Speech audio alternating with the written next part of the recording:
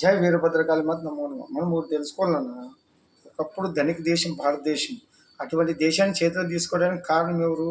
మన భారతీయులే. మనలోనే స్వార్థం పెరిగి పదవి కాంక్ష కోసం, డబ్బుల కోసం ఆశపడి తొత్తులుగా మారి పోర్చుగీస్ వాళ్ళు, డచ్ వాళ్ళు, మొఘలులు, లాస్ట్కి బ్రిటిష్ వాళ్ళతో కూడా ఇవన్నీ సాకారం చేసినారు. కాబట్టి మన భారతదేశాన్ని అట్లా నానా విధాలుగా బాధలు పెట్టి ప్రజల్ని హింసించి అత్యాచారాలు, ఘోరాలు, హత్యలు, మారణకాండాలు సృష్టించి చేసినారు. దీనికంతా కారణం ఎవరు? మనమే.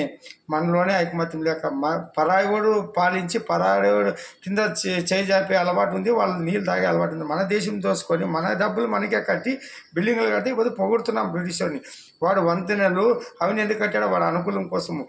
ట్రైన్ ఎందుకు వేసాడో బంగారం అంతా దోసుకోపోవడానికి, ధాన్యం అంతా, ఓడలు అంతా, ఇవన్నీ ఓడరేవులు కానీ అవన్నీ ఎందుకు కనిపెట్టాడు? వాళ్ళ దేశంకు తరలించే దానికోసం. అది కూడా మనం ఎర్ర గొర్రెలు ఏమంటాయి, వాళ్ళు వచ్చి ఇంత డెవలప్ చేశారు, బిల్డింగ్లు ఎందుకు కట్టుకొని అనుభవించడానికి.